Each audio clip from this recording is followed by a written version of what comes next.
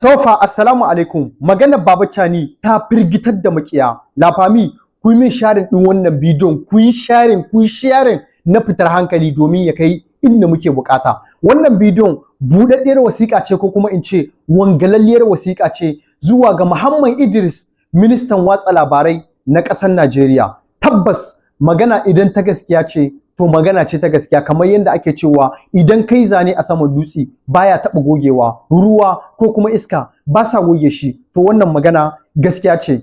Mai girma mai daraja General da Brigade Abdulrahman Chani, wanda 'yan ƙasa maza da mata, yara da manya suna son shi kuma suna ƙaunar shi, ya fito a shekaran jiya ranar Alhamis, ranar Laraba a gidan talabijin na ƙasa, inda ya zo ya wasu bayanai da suke da matuƙar muhimmanci.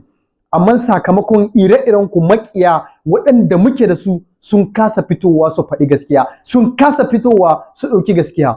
Babban abu na farko da zan gaya maka da cewa General da Brigade Abdulrahman Chani ya maka tazarar da sai ka gama rayuwarka a duniya ba za ka taɓa cin mai ba.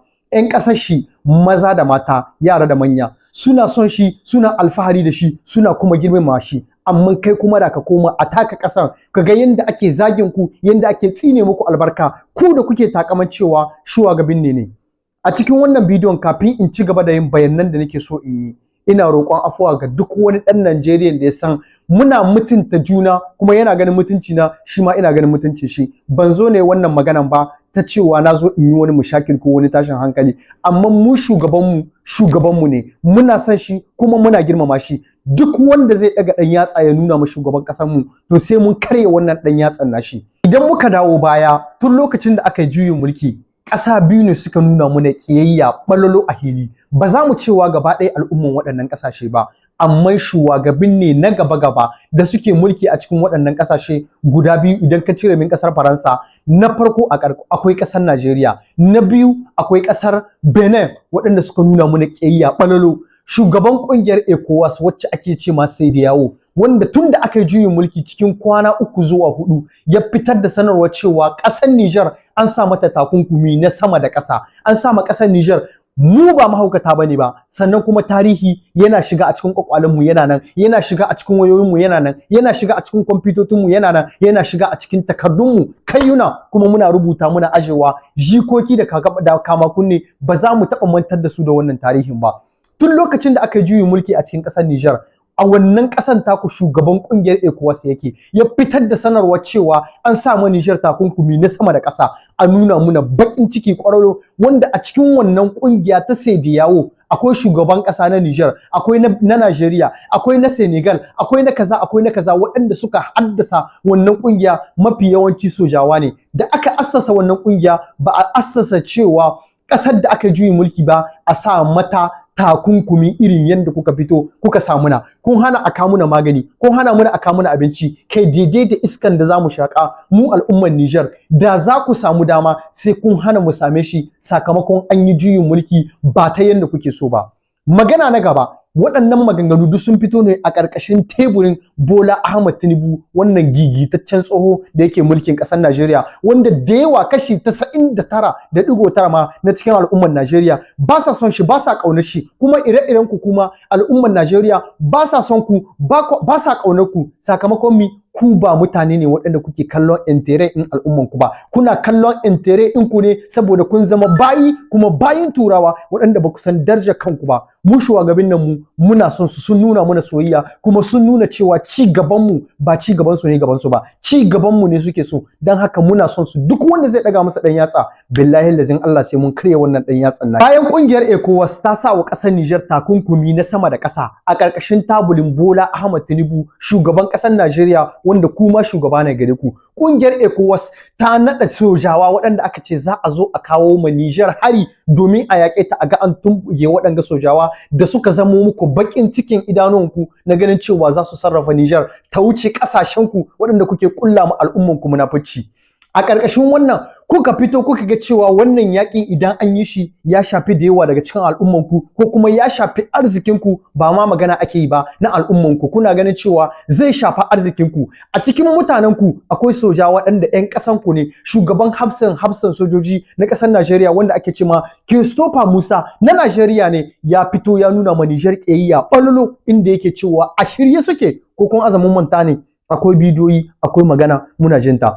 Ya ce a shirye suke kungiyar ECOWAS ta ba su dama domin su je su kai ma Nijar hari su yaki waɗannan sojawa. Idan aka ce za a kai ma waɗannan sojawa hari, mutum miliyan nawa za a kashewa kafin a je a kai ga su cani. Tun anan kun nuna ma Nijar cewa ba ita ce gaban ku ba, abin da yake gaban ku shine. Dan haka ku ba kwa son mu, makiyan mu ne, shugaban ne da yawa daga cikin ƙasar Najeriya, ban ce da talakawa ba. Magana na gaba, bayan wannan al'amari kun gane cewa mutanen ku da dama da suka gane cewa wannan yakin zai shafa ƙasar ku, ba wai zai shafa Niger ba dan zai kashe ni, a'a ana ganin cewa wannan yakin zai shafan ƙasan ku saboda kuna da kashi 70 cikin 100 na wannan kungiya ta ECOWAS. Daga baya kuka dangana ba dan Allah ba, kuka ce ba za a kai ma Niger hari ba, sakamakon idan aka kai ma Niger hari ku ne wannan al'amarin zai shafa. Ko kun azamin manta har yanzu a cikin maganganu da yawa da na malumman ku da na yaran ku da na talakawan ku abin da suke faɗa ba wai dan al'ummar Niger musulmi bane ba dan wai al'ummar Niger makwabtan su ne, ba dan wai al'ummar Niger ƴan uwan su ne, a'a saboda wannan yakin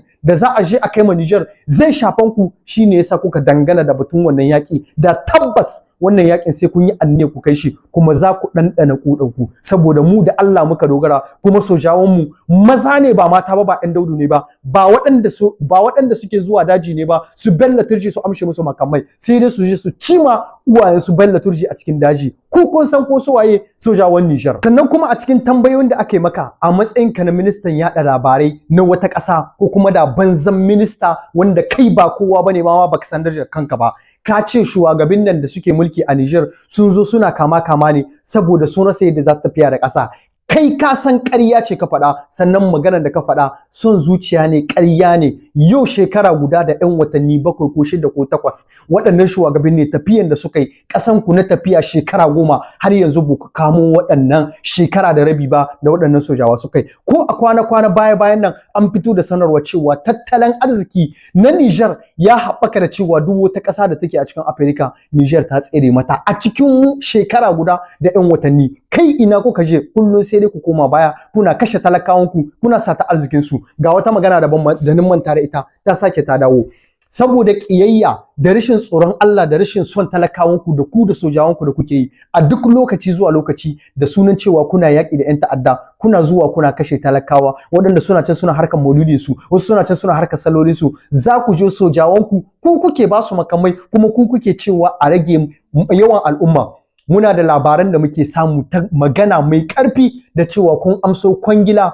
Mu idan cani ba zai iya fitowa yayi waɗannan maganganu ba, mu ne yara kuma za mu zo bakunan mu ba su da birki za mu faɗa. Muna da labarin komi na cewa kun zo kun karɓo kwangila ne da turawa cewa ya zama dole a rage yawan al'umma tsakanin Niger da kuma Najeriya. Shi yasa kuke ba sojawanku makamai da kuɗaɗe suna zuwa suna kashe al'umma. Shi ne yasa kuke so ku ba kuma sojawan Faransa dama a wannan yankin da Abdurrahman Chani ya faɗa, kuke so domin ku zo ku ci gaba da hallaka al'ummar Niger. Muna da labarin komai. Sannan kuma bugu da ƙari akwai 'yan ƙasan ku waɗanda suke fitowa suna magana cewa wannan wurin da General da Brigade Abdurrahman Chani ya faɗa cewa ana so a ba sojawan Faransa, akwai 'yan ƙasan ku da dama da suke wannan magana cewa tabbas wannan magana gaskiya ne, dan a halin yanzu ba wani ɗan ƙasa da isa ya doshi irin waɗannan waje, dan tabbas idan ka je sai dai uwarka ta haifi wani. Dan haka abinda muke so mu ƙara kira maka, mu tura maka da murya mai kauri, babban murya. Niger ba sa'anka bace ba. General de Brigade Abdurrahman Chani daga jin sunan ma ba sa'anka bane ba, yafi karfinka, yafi karfin babanka, yafi karfin duk wanda yake maka shugabanci na gabanka da na bayanka. Dan haka Abdurrahman Chani ba sa'anka bane ba, bai kirayi sunanka ba, baka kai inda zai bata lokacin shi ba ya kira sunanka. Dan haka ka je ka kama inda dare ya maka, ka je ka shiga cikin harkokinka. Wannan buɗaɗɗiyar wasiƙa ce zuwa ga Al-Amin Al-Namjin Zaki wanda yake a cikin ƙasar Libya, kuma amanan Baba Chani. Idan akwai wanda ya tsaya maka ya fito, muna nan kaf da kaf za mu sa mai idanunmu a cikin idanunmu sai ya bar mu. Dan haka Allah ya ba Niger zaman lafiya da kwanciyar hankali da kuma ƙungiyar Liptako Gurma cewa da IAS. Duk wanda baya son mu na kusa da na nesa sai dai bakin ciki ya kashe ka, sai dai ka kwana da bakin cikin ƙasar Niger. Amma insha Allahu ta'ala ƙasar Niger sai ta kai inda ba a tunani. Magana uwa ga Afirka, mama da Afirka da wani shigantaka da saura, ku ba da lokaci za ku sha mamaki. Ƙasar Niger ba kan wallasa bace ba. La famille, ku share din wannan bidiyon.